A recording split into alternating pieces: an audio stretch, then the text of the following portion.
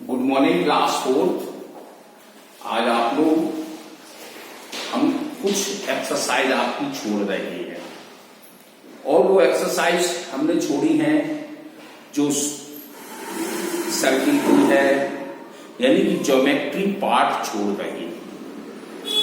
तो हमने आपको 10 तक पढ़ा दिया था।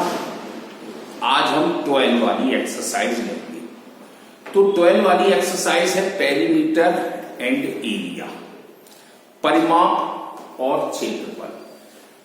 ये दो एक्सरसाइज हमने इसलिए छोड़ी है क्योंकि आप ऑफलाइन में जब पढ़ेंगे तो हम उसको आपको पढ़ा देंगे, क्योंकि सर्किल समझ में नहीं आएगा, रेडियस नहीं आएगा, किस तरह से लाइन खींची जाए वो आपको समझ में नहीं आएगी।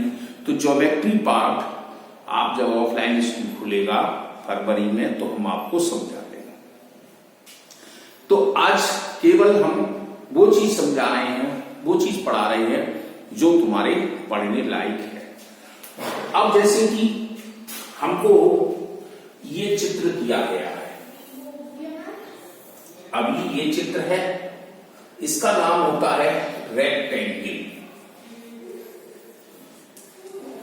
रेक्टेंगल को हम लोग आयत कहते हैं।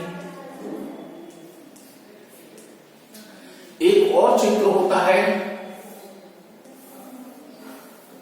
इसको हम लोग स्क्वायर यानी कि वर्ग कहते हैं। अब इन दोनों चित्रों में पेरीमीटर और एरिया निकालनी होगी।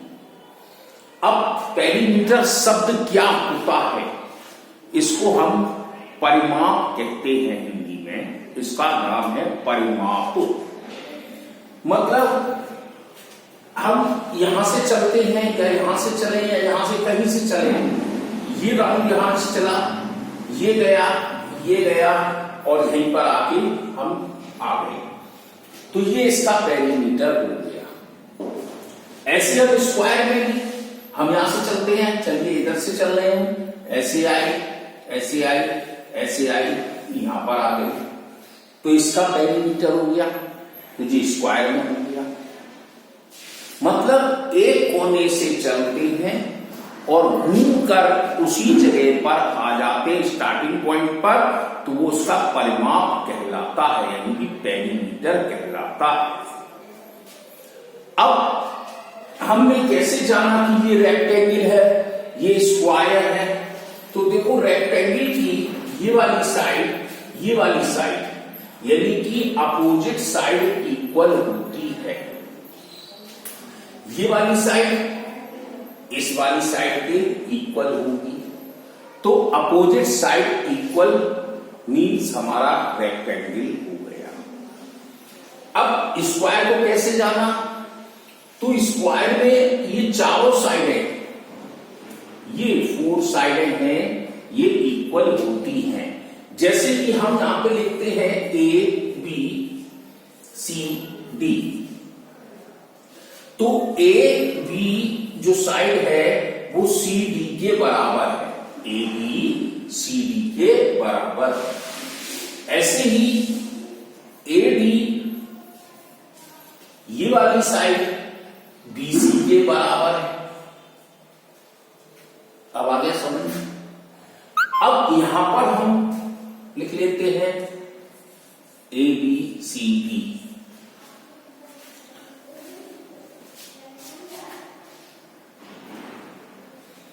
तो ए बी सी डी ये हमारी साइड है, A equal to B equal to C equal to D, ये चारों बराबर होती है। मतलब हम पूर्ण रूप से जान गए कि रेक्टेंगल में अपोजिट साइड इक्वल होती है और स्क्वायर में ऑल साइड इक्वल होती है।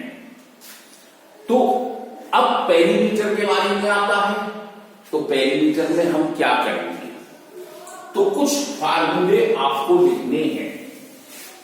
अब फार्मूले कैसे लिखेंगे ये भी आप देखो।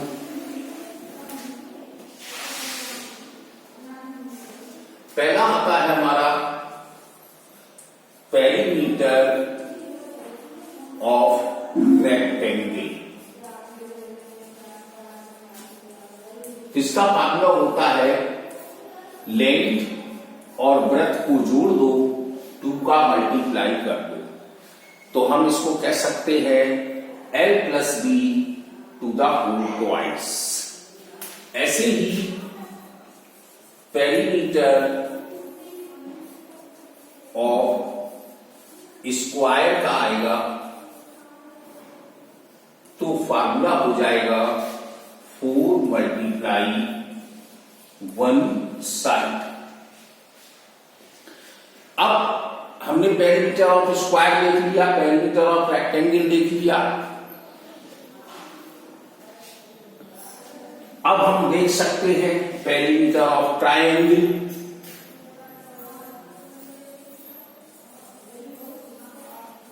Perimeter of triangle, triangle means 3 भुजाओं का होता है, तो हम इसको कह सकते हैं सम ऑफ ऑल साइड। ये था हमारा पेरीमीटर का। अब आता है एरिया, तो एरिया ऑफ रेक्टेंगल का फार्मूला होता है लेंथ इनटू ब्रेथ, यानी लंबाई और चौड़ाई का मल्टीप्लाई कर देते हैं। ऐसे ही एरिया ऑफ स्क्वायर का फार्मूला आएगा साइड इनटू साइड। अब एरिया ऑफ ट्रायंगल का भी होता है 1/2 बेस इनटू एल्टीट्यूड। ये आप आगे क्लासेस में पढ़ेंगे, लेकिन पेरीमीटर में आ जाता है। तो ये फार्मूले जो है या अपनी कॉपी पर उतार लीजिए और याद कर लो, ये हमेशा चलेंगे तुम्हारे फार्मूले। अब क्या करना है आपको, आज हम शॉर्ट काम आपको दे रहे हैं, ये किताब में पढ़ना है क्या होता है।